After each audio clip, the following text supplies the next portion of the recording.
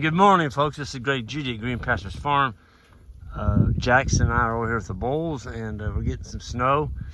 And I'm going to lay this phone down a second because I got to put my glove back on.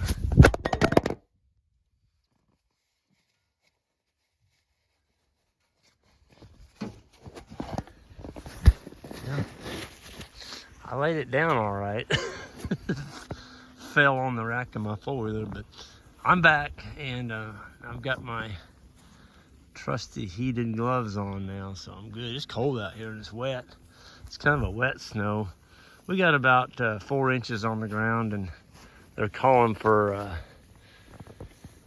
I think they said 6 parts of Missouri, maybe 12 inches, but we're not in that 12-inch range. But I wanted to show you what one bale did with that bale unroller. And folks, we climbed that hill this morning.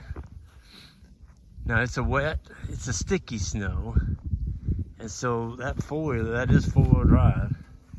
That's a Honda Rubicon. It's a beast. And of course we had it, when you hit a hill like that with a 1,200-pound bale on it, you got to have somebody else on the seat with you. So Jackson was there for weight, and myself, and put that in the front, gets wrapped around the wheel. We climbed this hill, and we've got 4 paddocks put in front of them, and we're gonna hit 50 degrees here in 3 days. Today is Wednesday.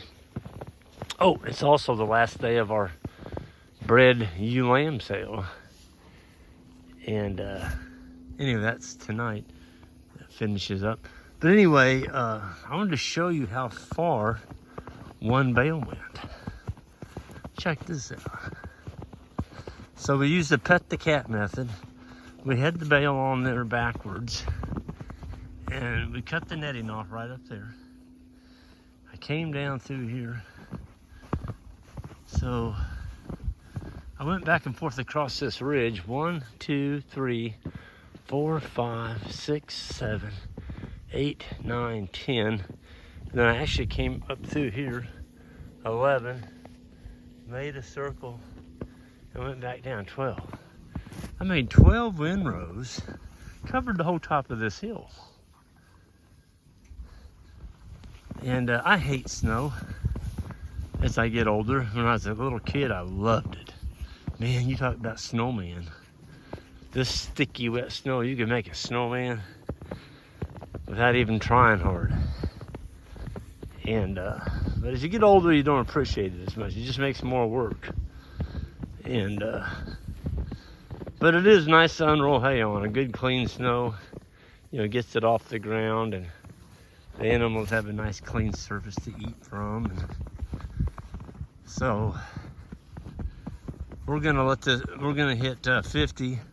I'm gonna let that stockpile get melted off up there, and then we'll go back to grazing. And we've got 4 paddocks laid out in front of them right there. I mean, it's good stuff. That's the first bale we've fed since, well, we're all January 26th today. And the last bale we fed was right there before Christmas. So it's been a month. We haven't fed a bale. But, people are always, freaked out about not providing shelter for your animals. I want to show you what these cedars. We came in here this morning. The bulls, some of them are laying down, some are standing under the cedars. I want you to see if you can figure out why. Check this out.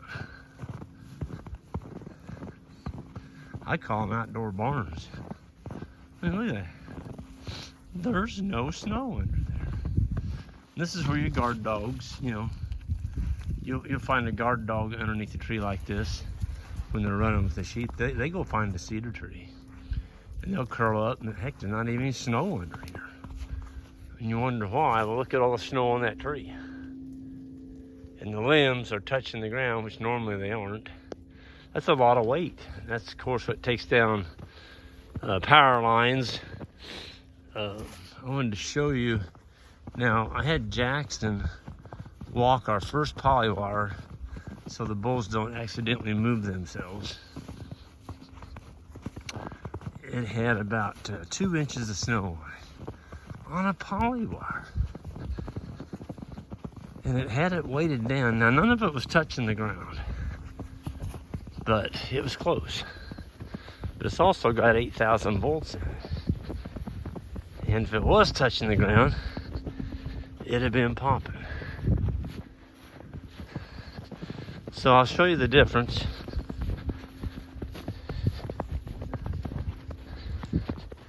See, Jackson's already cleaned this one. This is poly braid with O'Brien step-ins. And that's why I love blue. The blue posts show up, excuse me, a whole lot better than the white post is.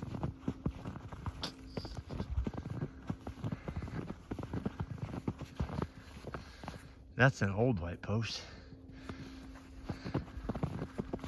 But a new white post is the same color as the snow.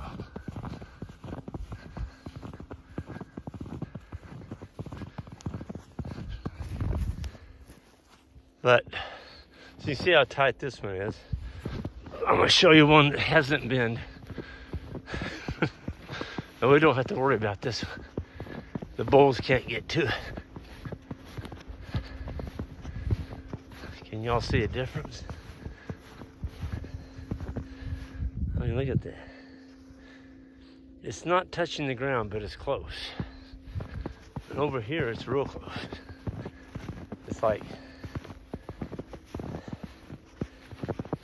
4 inches.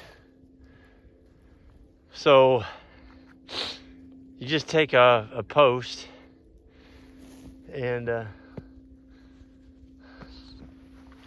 gonna have Jackson give you all a demonstration real quick. So you wanna show them how you did that, Jackson? Take the post, angle it in, lift up, and slide along. You're like a little miniature snowplow there. Just knocking the snow. Yep. Well, that brought that wire up.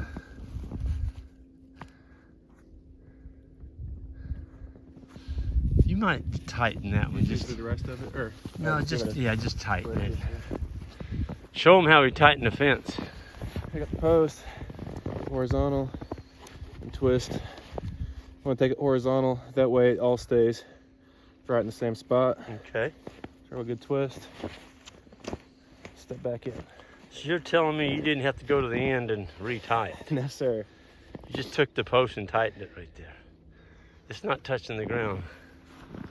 All right, well, we're good on that. They're not going to see that wire anyway. They got to get through this one first. But there's some pretty good stockpile over there. And we could have turned them in here, but we had the hay already located back here, and I don't want to leave it back here on the back of the farm. So we're just, I guess you might say, we spoiled them. They don't have to work today. We're working for them. But that unroller, it did a number. Anyway, I'm gonna get out of here. You all new to the channel, hit that subscribe button, and we'll see you next time.